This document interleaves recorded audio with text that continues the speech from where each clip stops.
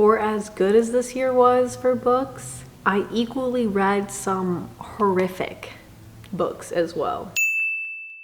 Hello everyone, my name's Emily, also known as Em's Novellas, and we're gonna go through the worst books I have read this year. You might be like, Emily, it's March. Yes, I'm a little behind on the trend. I kind of did like a short form version of this, but I didn't realize how much people enjoyed seeing people in their hater era, and I am not one to shy away from giving my opinion, so let's go through the worst books I read in 2024. And once again, I feel like I always have to say this, but these are all my opinions. It's okay if we don't agree. Life goes on. We're starting off strong with A Court of Thorn and Roses. Trying to finish this felt like pulling my teeth out, pulling my hair out. I heard from so many people that were like, push through the end, push through the end. And the only reason I read the ACOTAR series is because I was so sick of seeing it on my For You page for like the past 4 years at that point. And I'm like, I'm gonna develop my own opinion about it and I'm gonna move on and forget about this series. And the first book, I've seen someone talk about like, was this book actually good, or were the last 30 pages just actually like, that's when things happen? And it very much felt like that, where like the majority of the book was so boring and slow, and I did not care for most of the characters. But I trudged along like the brave little soldier I am. Next one, A Court of Frost and Starlight. This was the like book after the main 3, but before the 4th one, I think. And it's more of like, I saw it as like a holiday special, a lot of filler, did not add anything. At this point, I'm not really already like a fan of the series. I'm just finishing it out because I'm like, what? The FOMO there. It was boring and not exciting and did not add anything. So we're really starting off strong because I know the ACOTAR cult is scary, but someone's gotta be brave. I'll take the bullet. Next one, Broken Flames. This was advertised, you might have seen it on Book Talk, as the Zutara inspired story. I received this as an ARG, thank you very much. But there was just there's a lot of improvement needed for like the general like storytelling, the word flow, how information was presented. It just felt very choppy. And I feel like the actual potential content could have been really great and the concept could have been really interesting, but the application of it all and putting it all together was not great and could require a lot of improvement there. Next one's Dreamland. This was the first book I DNF'd this year by Nicholas Sparks. I will note a little bit hazy because I was reading this with like an old book club, but then I moved and I stopped seeing those people because they were at my old work. So I didn't really feel the motivation to continue it. It was just really slow, could not get into it, could not also tell you a singular detail about the book. But that's just me, just not exciting and nothing like memorable about it. Next one is Unravel Me by, I believe, Becca Mack. I'm quickly pulling up my review because honestly, I don't remember a singular thing about this book. Apparently I had a lot of thoughts. I just don't remember them. I literally like write a Sparks Notes version. I appreciate this. Oh, it's just very much like insta-lovey. I didn't care about any of the friends. Even though there was hockey involved, I like don't remember the hockey being interesting. Like if there's gonna be a sport, include the sport in it. Please, from a sports romance fanatic, please. It was just like no one was interesting. I wasn't invested in any of the characters or the plot. Insta-love, I'm not a fan of. And that's that. Next one, A Hue of Blue. I blame Book Talk, and this is partially on me because I keep giving Book Talk a chance when popular books blow up. I'm like, okay, let's see what it's about. And I remember everyone was talking about A Hue of Blue because it was so sad, and like we like to cry and be emotional, especially with our books. But I was reading it and it was just a very toxic relationship, and the guy did not love her. Like he's very clear about that. If you want to read a book that will hurt you about someone who will never love you. Highly recommend. Not for me though. Next one is Thalia DeLuca, another book talk. Book that got me in their clasps. It felt like a Wattpad mafia story. Not that Wattpad's bad. It's not AO3, if you know what I mean. If we're gonna be in that realm. Just characters weren't likable. Plot was very predictable. Book talk in their quotes. We gotta stop advertising that way, because then one quote gets people hooked and then the rest of the book is a disappointment. Also, I'm not really a fan of the quotes because then that kind of is a spoiler. So then like when you read that, either like you're really excited to finally read it, or you're like, oh, I already know this was gonna happen. The surprise is no longer there. That's just me though. Next one might have been the worst book I read this year, actually. Mr. Fixer-Upper. This book, I did a review on it because I hated it that much. I literally could not get over how much I hated this book, that I was like, I need to do a review on this because clearly I have to do something with this energy and rage. It just like seeped of misogyny. I'm also a dietitian, and there was a lot of like diet culture interwoven into it. So between the like diet culture and the misogyny was not for me. Characters were not likable. Watch my review though if you really want to see me rage. That's probably the meanest review I've ever written. You've been warned. Next one, okay, this is gonna ruffle some feathers. Throne of Glass. I was like, I want to read it so I know what everyone's talking about and I can make my own decision about if this is good or not. I did not get past 100 pages. I understand she wrote it either when she was like 16 or 18, so we'll take that into account. But just the amount of exclamation marks and the arrogance, and like this girl who's supposed to be like the top assassin in the land, like very much not showing qualities of a professional, like top tier assassin, like being able to get snuck up on, very alarmed easily. I'm not saying like assassins can't be emotional, but like very like not emotionally stable, easily influenced. Was not for me. I also like have found out a lot. I read some spoilers from the other books, and I stand by my decision. I don't think I would enjoy that series at all. So if you liked it, whatever, fine. This is just my opinion. Next one, all roads lead here. So I will note this, there's like a little asterisk that comes with this one. I know Mariana Zapata is like a slow bird queen. I own 2 of her books, Wall of Winnipeg and From Lukov with Love. After I bought these like many years ago, I found out she like, and I'm half Filipino. The reason I bring this up is she like had written some weird comments about Filipino food where like this guy who is Filipino is like shaming his food. And I know it was potentially one comment, but it rubbed me the wrong way. And I'm like, why? What was the reason for that? So I'm a little bit, I will note my bias going into reading any of her books from here on out. That like is always in the back of my mind. And I'm half Filipino, so I don't know why I have to like validate the way I'm feeling. It just gave me like an icky feeling. But anyway, this book was like, I did not find the male main character interesting at all. He's like very grumpy, but like grumpy to the point I'm like, I don't like you, grumpy. You're annoying. I just could not get into the story. I did spoil myself, and once again, I feel very good about my decision to end it. That's so dramatic to DNF it. Next one, What Did You Do? This was the sequel to How Did You Know? I'll include a picture. But it was that like fantasy book that blew up, I think in 2023 maybe. The first one that like had everyone like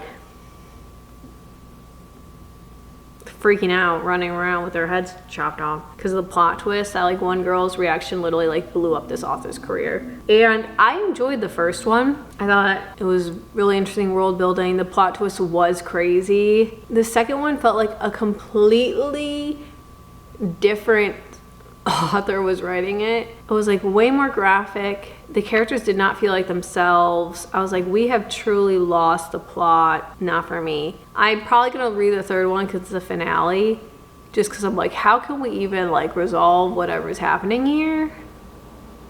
It was a disappointing sequel. Next one is Leather and Lark, sequel to Butcher and Blackbird. I did review this one as well. Our little serial killer romance. Leather and Lark, I think I just went in with the wrong expectations of who the characters were based off of Butcher and Blackbird. At this point, you are getting kind of spoiled on some things. But I'll say, like, the characters are not who I thought they were portrayed as being in the first one. They felt very different.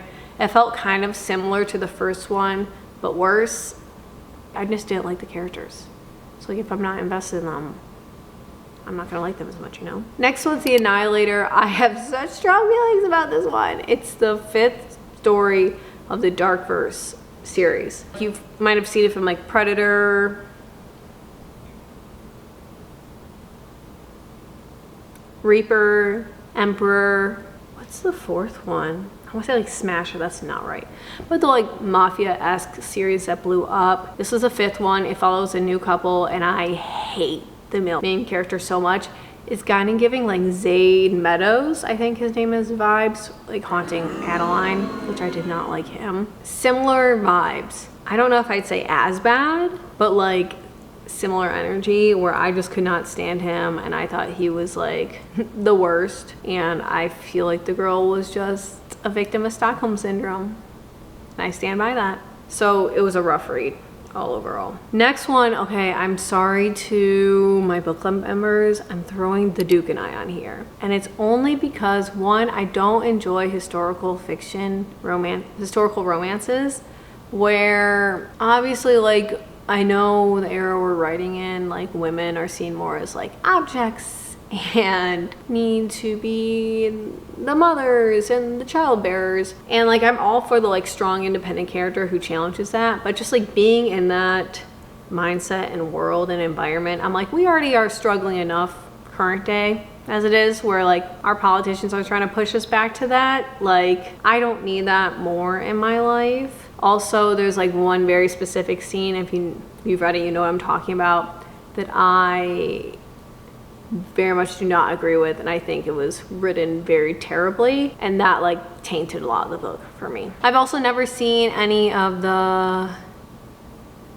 what is it called? The show, oh my gosh. I don't watch a lot of TV, so I really don't know shows well.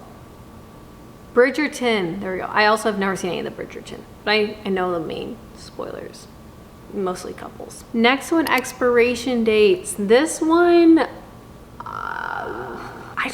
I don't agree with how the main character did anything. So like if I'm like constantly fighting with your actions, I can't defend you. It's about this girl who like receives letters for how long her relationships are going to last, which is like a very interesting concept.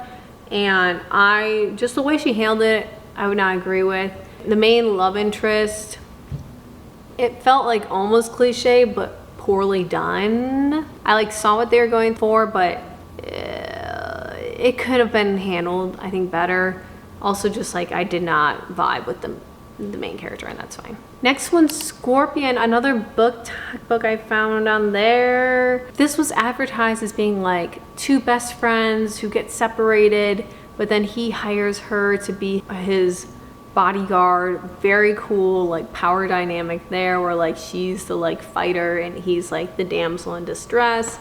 I was really excited for it. It reads very much like a not greatly written Wattpad story. And maybe this is just like a good practice run. You can work on our writing development. A very cool concept, but it was just like too insta-lovey, working out way too much. Not for me. Next one, Serve. So this is not, based off the cover, you can kind of be like, Emily, what types of books are you reading? And I thought that she was a tennis star. I thought that was she plays tennis, but I don't know if she's professional. It might just be like collegiate. It was about the president's first daughter, and is that the name? Are they considered first daughter? I might just be thinking of that one movie I always see the plot twist about, called First Daughter, I think. The president's daughter and a romance with her bodyguard, like forbidden love, all that stuff. C.W. Farnsworth writes a lot of sports romances, so I was excited because I'm a previous tennis player, still participate, love tennis, love forbidden love. And I just felt like the romance was not genuine or authentic. and I don't think he actually loved her. I stand by that. So I was skeptical, and I don't think they'd last. Last couple, Keeping 13. So I know this is the second book in the Tommen Boys series. It's a like rugby, labeled as young adult, not young adult. Handles very dark themes. I never got to this part, but I'm pretty sure it includes like some sexually explicit scenes as well, which I'm like, this is not young adult. Maybe it changes. I could not get past. I DNF'd the second book. To give you the spark notes, the girl her father's abusive to her, very bad living situation. The guy's like some like star rugby player, gonna go in the pros, but like they have this like romance and they're trying to like heal each other, but the guy is just so insufferable to me. And like at one point his friend literally told him he like bulldozes into problems and like creates more problems, and that's the perfect, like I know there's a little bit more self-awareness there where like the one character's calling him out, but it was obnoxious and annoying, and I'm like, I don't care about you. Also, the main girl was frustrating me at times, so I DNF'd it. I know that might be controversial. Not for me. I also read some spoilers of the other ones, and I don't think I like those either. Next one, Spectacular, the novella Stephanie Garber wrote for the Caravel series. I don't care about Tella and Legend. I want more Scarlett and Julian. I feel so robbed that this second and third book of that trilogy were about Tella and Legend, and I don't care about them. I want more Scarlett and Julian. Also, this was like advertised as a young adult book, and there's a lot of dubious consent where it's like very,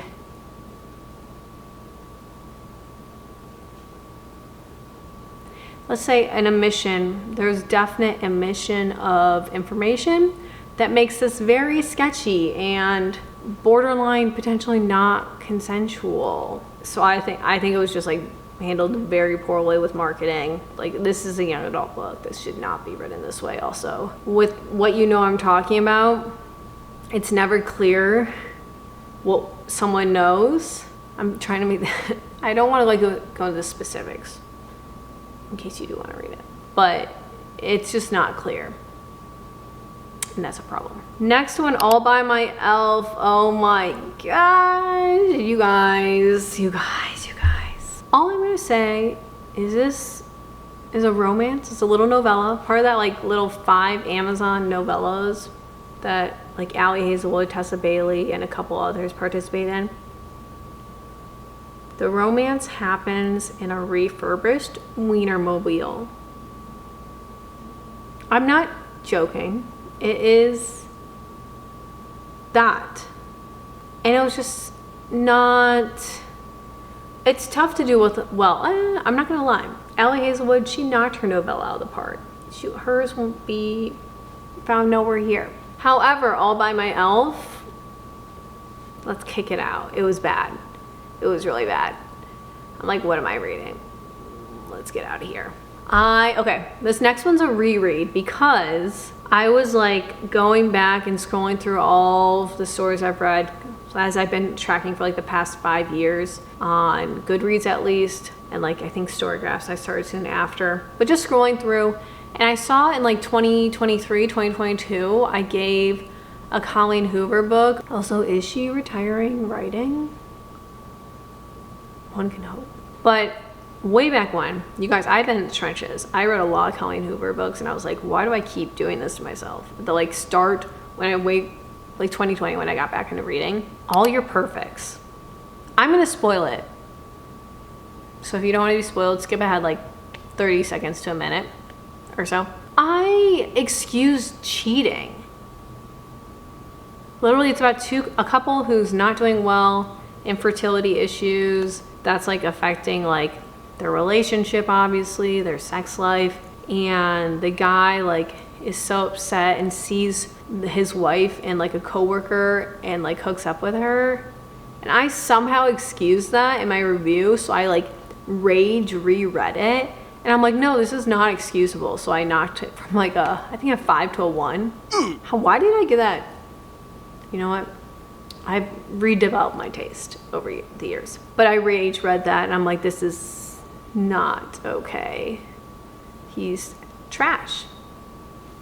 All right, last two. This one makes me so sad to put this one in here. Two Can Play, Allie Hazelwood's audiobook, also a novella. I will state I'm not a big audiobook fan. And I think it's just because like if I don't like their voices, I'm not gonna mesh well with it. And that's a personal preference. This one though was only one narrator, and I think I can only listen to dual because like when they change their voice, like if a guy tries to like make their voice higher or a girl lowers her voice, I'm just like, it feels like you're almost mocking them in a very obscure way in my mind. So I like, one, wasn't vibing with the narration. Two, it was a little bit insta-lovey for me. I like understand like it's following her general equation, but it just was not, I think I would rather read her books.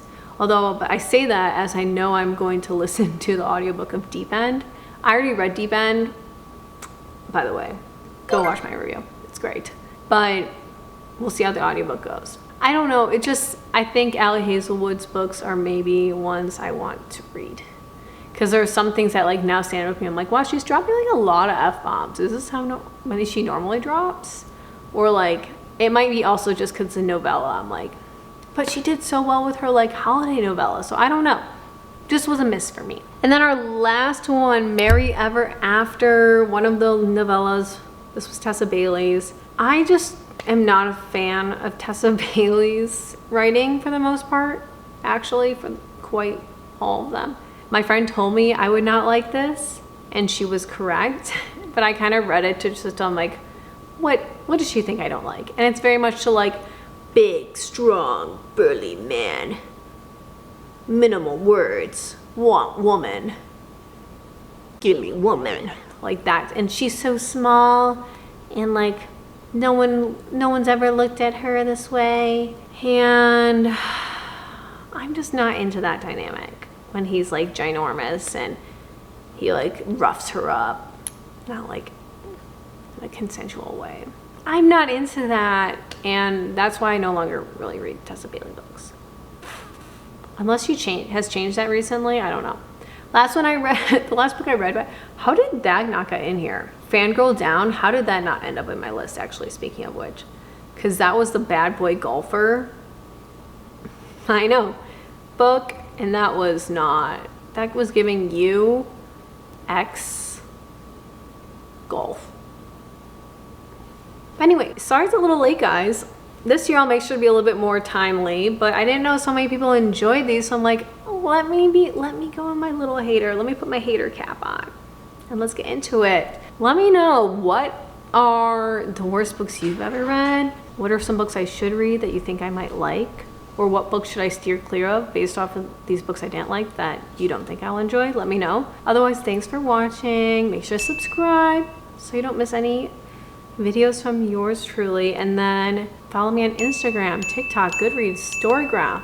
You can see all the behind the scenes of what I'm reading, what's going on in my life. I'm training for a marathon. If you want to donate to my Chicago Marathon funds for the World Wildlife Fund, for the pandas and our earth, it's in the description below. Otherwise, thanks for watching, guys. Appreciate you. Thanks for letting me be a hater for a hot second, and I'll see you guys next week. Otherwise, stay critical. Let's keep thinking critically. It's okay. There's a lot of interesting books out there, and we must stay strong.